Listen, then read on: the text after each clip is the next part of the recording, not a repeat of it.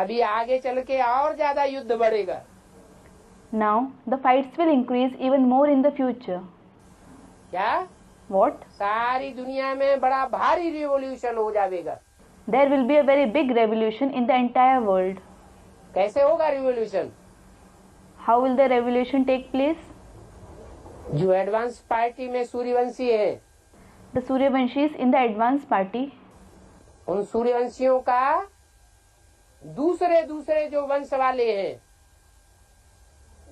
Advance party में, बीज रूप आत्माओं में, those who belong to the other dynasty in the advance party, among the seed form souls, चाहे वो चंद्रवंशी हो, चंद्रवंशी की हेड हो, be it the Chandravanshis or their head, चाहे वो इस्लाम वंशी हो, इस्लाम वंशियों के हेड हो, the Islam Vanshis or their head, या कोई भी वंशी हो और उनके हेड हो, or be it the people of any other dynasty and their head, वो सब विरोध करेंगे। all of them will oppose. और अभी विरोध करते हुए देखे भी जाते हैं।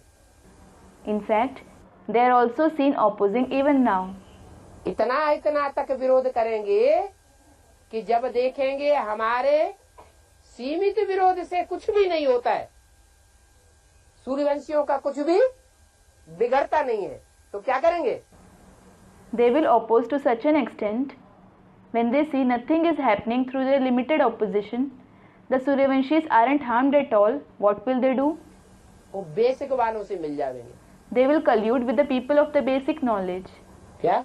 What? जो बेसिक वालों के अंदर आधार मूर्तों में चंद्रवंशी, इस्लाम वंशी, बौद्धि वंशी, क्रिश्चियन वंशी जो जड़ें हैं उनके साथ मिक्स होकर के एक हो जाएंगे। The Chandravanshi, the Islam Vanshi, the Bodhi Vanshi and the Christian Vanshi roots among the root form souls in the basic knowledge, they will collude with them and become one. उनके पास ज्ञान तो है नहीं, They don't have knowledge at all, और इनके पास तो ज्ञान है, and these ones certainly have the knowledge, लेकिन पूरी बाप की पहचान नहीं है। but they don't have the complete recognition of the Father. अगर पूरी पहचान होती तो विरोधी क्यों करते? If they had the complete recognition, why would they oppose? तो उनके साथ मिक्स हो जाएंगे। So they will collude with them.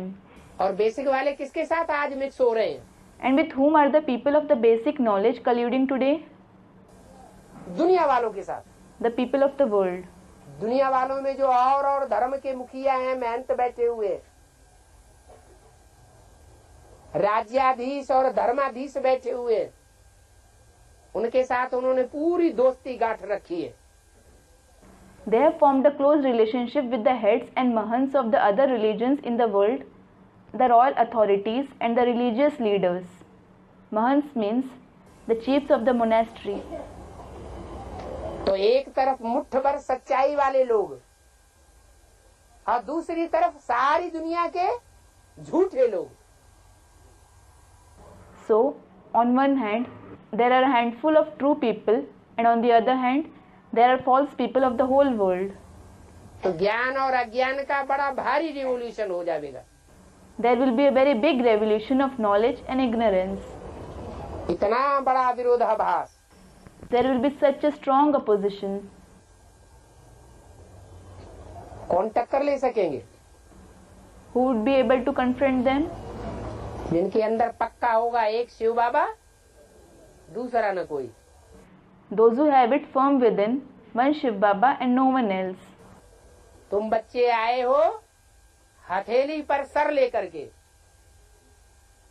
बाप के सामने। You children have come before the Father with your head on the palm. तो ये युद्ध है, So, this is a war, मायावी युद्ध है। an elusive war.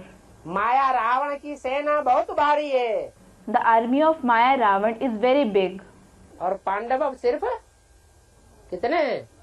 whereas how many are the Pandavas? 5, मुट्ठी भर। Only 5, a handful. तो युद्ध चल रहा है। So the war is going on. जैसे हिस्ट्री में देखा जाता रहा, बाबर की सेना अकूत,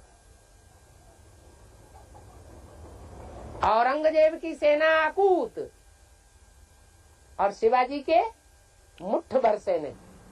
Just like it was seen in the history, The army of Babur was unlimited. The army of Aurangzeb was infinite.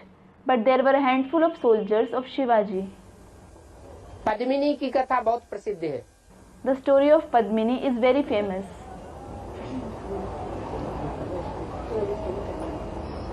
तो जब आक्रमण हुआ विदेशियों का, When the Videshis attacked, तो मुट्ठ भर जो सूर्यवंशी आत्माएं थी उनकी पत्नियों ने जौहर कर लिया। the wives of a handful of Suryavanshi souls performed Johar, meaning to kill oneself sacrificially. वो तो आग में जल मरी। They burnt and died. वास्तव में यहाँ कौन सी आग है? In reality, it is about which fire here? हैं? जिसमें देह नहीं खलास होती है, देह भान खलास होता है। It is the fire in which the body isn't destroyed, rather body consciousness is destroyed. वो कौन सी अग्नि का जौहर है? It is the Johar of which fire? योग बल का जौहर। The Johar of Yog Bal. वो संगठित होकर के याद में बैठ जाएंगी They will collectively sit in remembrance और देहवान को खलास कर देंगी। and destroy their body consciousness.